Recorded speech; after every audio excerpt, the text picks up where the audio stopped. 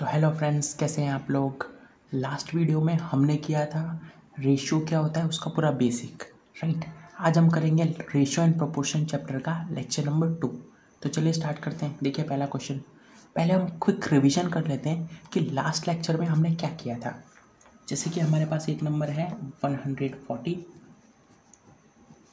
और दूसरा नंबर है 2100। ये दो नंबर है। हमने बोला आप हमें इसका रेशियो निकाल के दिखाइए। क्या निकालना है? रेशियो। क्या करेंगे? चलिए देखिए निकालते हैं इसका रेशियो। कैसे निकालेंगे? हम पहले वाले नंबर को ऊपर रख देंगे, तो 140 को ऊपर, दूसरा नंबर 2100 है, इसे आपको सॉल्व करना है। ये ज़ीरो से ये वाला ज़ीरो कट गया, ऊपर क्या है 14, नीचे क्या बचा है 210। ये दोनों 7 की टेबल में जाएंगे। 7 की टेबल में 14 2 बार में, 7 की टेबल में 210 30 बार में। ऊपर 2 है, नीचे 30 है, दोनों 2 की टेबल में जाएंगे। 2 ऑफ 1 टाइम्स, 2 ऑफ 15 टाइम्स। कितना आंसर आया? 1/15। इसका मतलब रेशियो क्या आया? 1:15। ये रेशियो हो गया। क्या रेशियो हुआ? 1:15। क्लियर है? ये तो हम इतना तो पढ़ चुके हैं प्रीवियस लेक्चर में। तो इस लेक्चर में हम लोग क्या करेंगे, इसके कुछ प्रॉब्लम्स करेंगे। क्या करेंगे? कुछ प्रॉब्लम्स। जैसे कि पहला क्वेश्चन देखिए, हमने आपको एक क्वेश्चन दिया, आप हमें रेशियो निकाल के दिखाइए 20 पैसे एंड 3 रुपीज़। इन दोनों में आप हमें रेशियो निकाल के बताइए। 20 पैसे 3 रुपीज़। अब आप सोचेंगे ये कैसा क्वेश्चन है। देखिए आपको क्या करना है, आपको सिंपल, ये पैसे हैं और ये रुपीज़ हैं। और ये बात हमेशा आप याद रखिए, जब भी आप रेशियो फाइंड करें ना, क्या फाइंड करें? रेशियो। तो आपको इस बात का ध्यान रखना है कि तो दोनों साइड की जो ऐसा यूनिट है ना वो सेम होनी चाहिए। मतलब अगर यहाँ पर रुपीज़ है तो यहाँ पर पैसे नहीं, यहाँ पर भी रुपीज़ होना चाहिए। या फिर अगर यहाँ पर पैसे हैं तो यहाँ पर भी पैसे। मतलब आप रेशियो किसका फाइंड कर सकते हैं? आप रेशियो सिर्फ उन्हीं का फाइंड कर सकते हैं जिनकी यूनिट्स सेम हो। जैसे कि पैसे का पैसे के साथ फाइंड कर सकते हैं, नो प्रॉब्लम। रुपीज़ का रुपीज़ के साथ, ऐसा। यहाँ पर पैसे हैं और यहाँ पर रुपीज़ है, तो एक काम करते हैं, हम इस रुपीज़ को कन्वर्ट कर लेते हैं पैसे में, राइट। तो यहाँ पे क्या लिखा था? 20 पैसे। और यहाँ पे क्या लिखा था? 3 रुपीज़। 3 रुपीज़ मतलब 300 पैसे, राइट। 3 रुपीज़ मतलब 300 पैसे। तो मैंने इस रुपीज़ को हटा के पैसे में लिख लिया। अब यहाँ पर भी पैसे हैं और यहाँ पर भी पैसे हैं। अब हम इसे सॉल्व कर सकते हैं। कैसे करेंगे? इधर क्या है 20 और इधर क्या है 300। 0 से 0 चला गया, 2 के टेबल में 30 15 बार में, ऊपर कुछ नहीं है तो 1। कितना रेशियो आ गया? 1:15 का रेशियो आ गया। 1:15 का रेशियो आ गया। ये चीज़ समझ में है आपको कि हमने इसको रुपीज़ से पैसे में क्यों कन्वर्ट किया। आप चाहते तो इस पैसे को रुपीज़ में कन्वर्ट करके इसे रुपीज़ में रहने देते तो फिर भी चलता, आपकी जैसी इच्छा। दोनों साइड या तो रुपीज़ या फिर दोनों साइड पैसे। क्लियर है? ये क्वेश्चन तो समझ आया। चलिए इसी पे एक और क्वेश्चन देते हैं। मान लीजिए आपको फाइंड करना है रेशियो। हमने दिया 5 किलोमीटर और 50,000 मीटर। आप हमें इसका क्या निकाल के बताइए? रेशियो। आप हमें इसका रेशियो निकाल के बताइए। क्या करेंगे आप? यहाँ पे किलोमीटर है, यहाँ पर मीटर है, आपको किसी एक को कन्वर्ट करना पड़ेगा। तो एक काम कीजिए, आप इस किलोमीटर को मीटर में कर लीजिए। तो 5 किलोमीटर कितना होता है? 5000 मीटर। ये तो आपको पता है। नहीं पता हो तो कैसे करेंगे आप लोग? ऐसे करेंगे। देखिए 1 किलोमीटर कितना होता है? 1000 मीटर। तो हमको कितना चाहिए? 5 किलोमीटर कितना होता है? 5 किलोमीटर यहाँ से कितना हो जाएगा? 5 × 1000 1 आंसर आ जाएगा 5000 मीटर। क्लियर? तो हमने डायरेक्ट लिख दिया कि 5 किलोमीटर 5000 मीटर होता है। यहाँ पे कितना है ऑलरेडी? 50,000 मीटर। आपको अब इसका रेशियो निकालना है। देखिए अब यहाँ पर भी मीटर है, यहाँ पर भी मीटर है। अब आप इसका रेशियो निकाल सकते हैं। कैसे निकालेंगे? 5000 को ऊपर रख दीजिए, 50,000 को नीचे रख दीजिए। 3 0 ऊपर के, 3 0 नीचे के, कट। 5 के टेबल में 50 10 बार में, पर कुछ नहीं है तो 1। रेशियो कितना आ गया? 1:10 का रेशियो आ गया। क्लियर है? समझ में आ रहा है? तो चलिए एक क्वेश्चन हम आपको देते हैं जो आपको करना है, और जब उसका आंसर हो जाए तो आप नीचे कमेंट कीजिएगा, राइट। चलिए वो क्वेश्चन हम आपको देते हैं। आप फाइंड कीजिए सैलरी।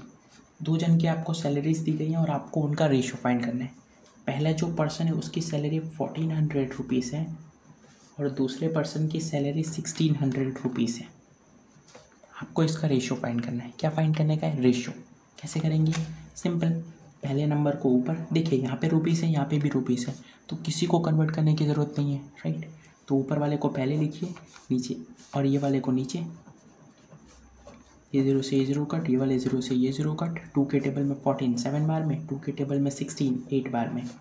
रेशो कितना आ गया? 7/8, मतलब 7:8। क्लियर है? तो इसका आंसर कितना आ गया? 7:8। तो यही तो हो गया रेशो के कुछ बेसिक बातें। अब हम करते हैं इसके थोड़े से टफ क्वेश्चंस, थोड़े से, राइट। तो ये रहा, हमने क्वेश्चन लिख दिया है। अब हम इसे ट्राई करते हैं सॉल्व करने का, राइट। तो चलिए स्टार्ट करते हैं। देखिए क्या बोल रहे हैं, P/Q, इसे हम इस टू बोलते हैं। P/Q is equals to 3/4। इसका मतलब देखिए, जहाँ पे भी आपको इस टू दिखे ना, वहाँ पे आप अपॉन लगा सकते हैं। क्या लगा सकते हैं? अपॉन। जहाँ पे इस टू वहाँ पर अपॉन, और जहाँ पर अपॉन वहाँ पर इस टू आप लगा सकते हैं, राइट। तो देखिए P/Q लिखा है, इसका मतलब ये P/Q लिखा है, सही है। इज इक्वल टू ऐसा कैसा है? 3/4, मतलब 3/4, राइट। एंड Q/R, इसका मतलब Q/R इज इक्वल्स टू 8/9, मतलब 8/9। ये चीज़ समझ में आ रही है आप लोग को? P/Q, इसको हम P/Q लिख सकते हैं। 3/4 को 3/4, in the same way Q/R को Q/R, 8/9 को 8/9। ये हमने लिख दिया। फिर हमको क्या बोला है? हमको रेशियो निकालना है P/Q/R। हमें ये रेशियो निकालना है P/Q/R। कैसे निकालेंगे? इसके लिए एक बहुत सिंपल ट्रिक है, आप लोग को ध्यान देने का है कि ये दोनों में कॉमन क्या है। इसमें और इसमें ऐसा कौन सा वेरिएबल है जो दोनों में है? देखिए इसमें P है लेकिन इसमें P नहीं है, इसमें Q है, इसमें भी Q है। दोनों में सेम क्या है? दोनों में Q सेम है। दोनों में Q जो है ना, Q ये सेम है दोनों में। इसमें Q कितना है? 4 है। अब देखिए यहाँ पे इसका मतलब क्या है पता है? P 3 के बराबर है, Q 4 के बराबर है। इसमें Q 8 के बराबर है, और ये जो R है ना, ये 9 के बराबर है।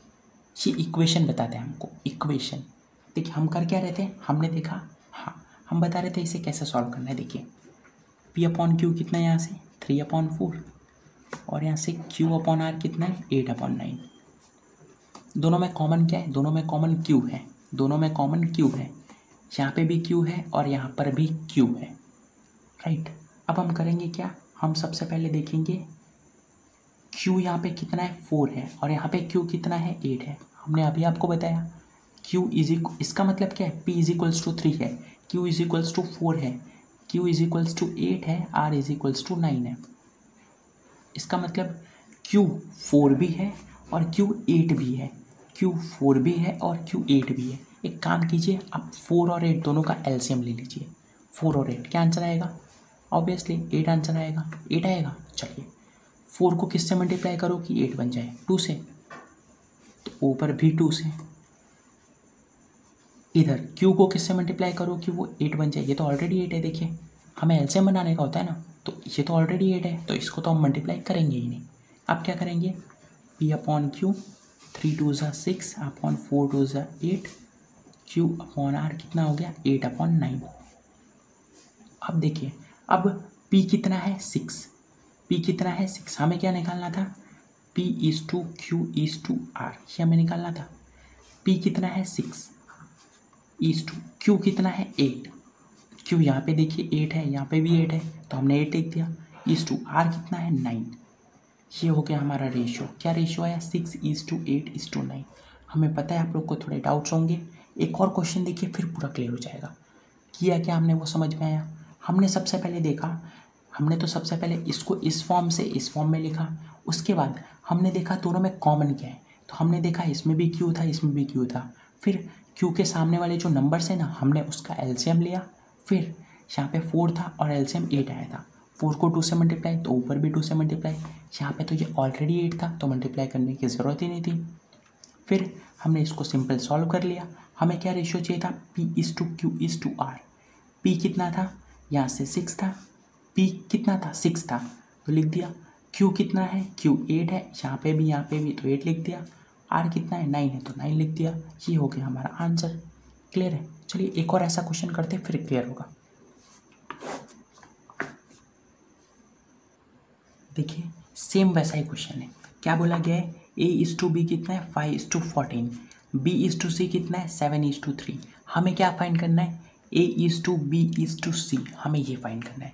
क्या करेंगे, जैसा कि हम सबसे पहले लिखते हैं, इसे कैसे लिखेंगे हम, वो वाले फॉर्म में लिखेंगे। ये A/B है तो हम इसको लिख सकते हैं A/B इज इक्वल टू ऐसा का ऐसा 5:14 को हम कैसे लिखेंगे 5/14, राइट। एंड B/C को हम लिखेंगे B/C इज इक्वल्स टू 7:3 को 7/3 लिख दिया हमने। अब क्या करेंगे, हम दोनों में देखेंगे कॉमन क्या है। दोनों में कॉमन क्या है, देखिए दोनों में B है, दोनों में B कॉमन है, हाँ। तो यहाँ पे B कितना है, यहाँ पे B 14 है, यहाँ पे B कितना है 7 है। 14 और 7 का आपको एलसीएम लेना है।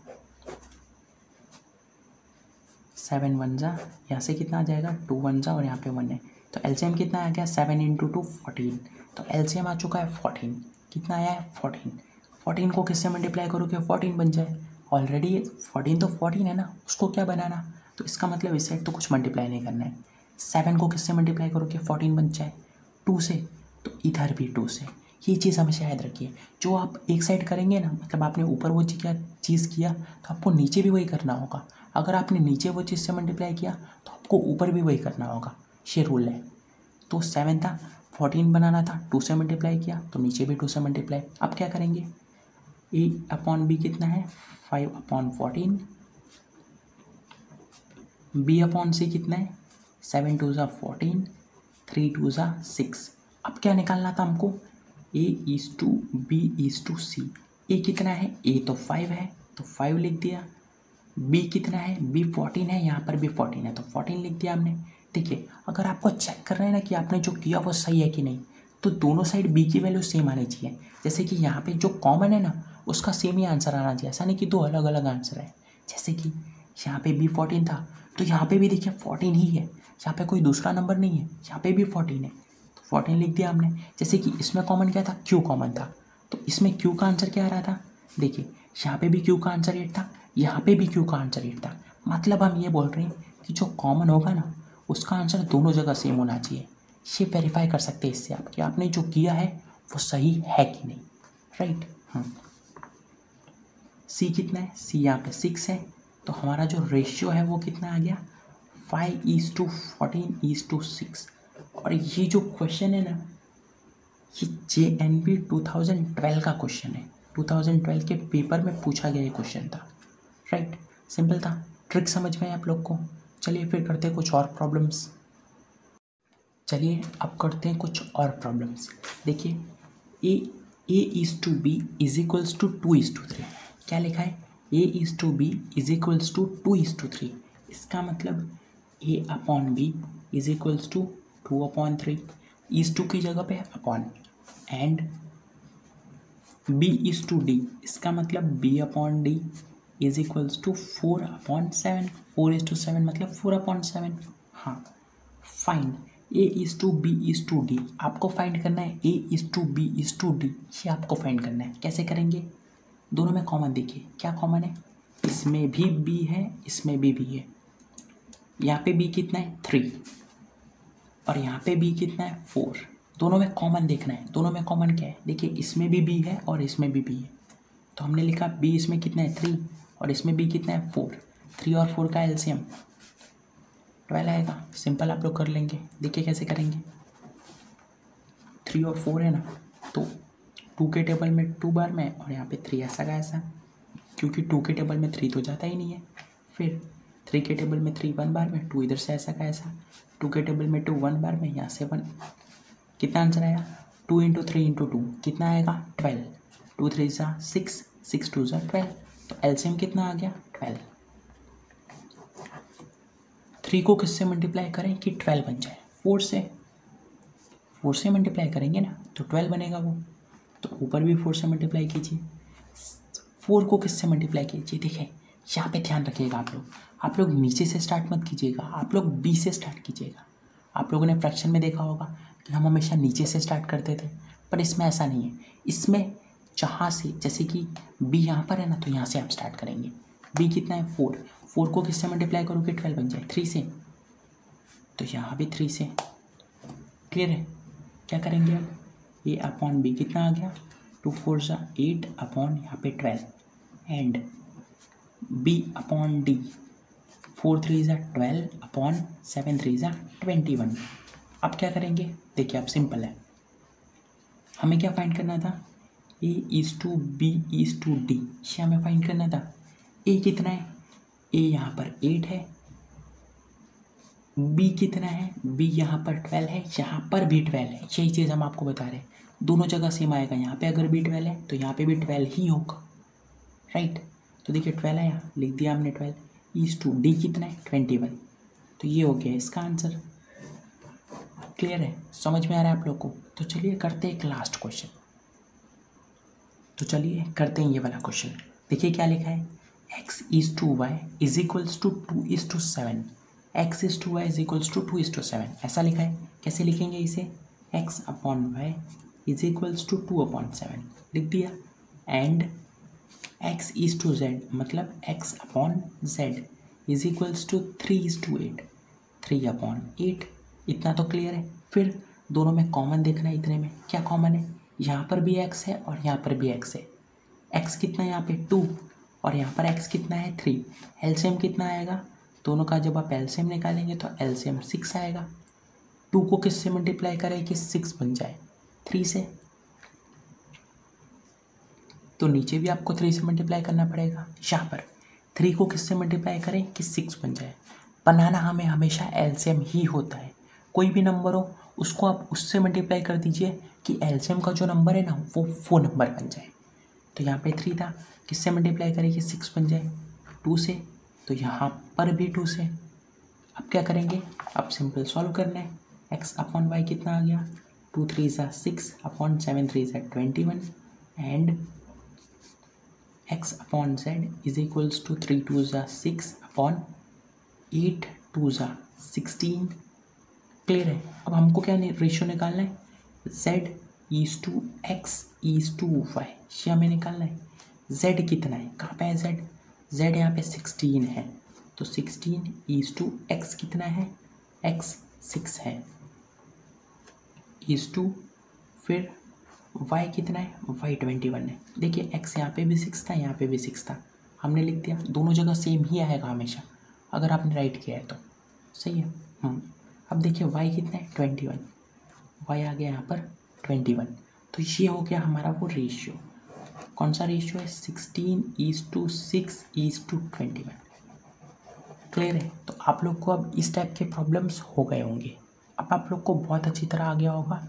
तो मिलेंगे नेक्स्ट वीडियो में, तब तक के लिए पढ़ाई करते रहिए। Bye bye.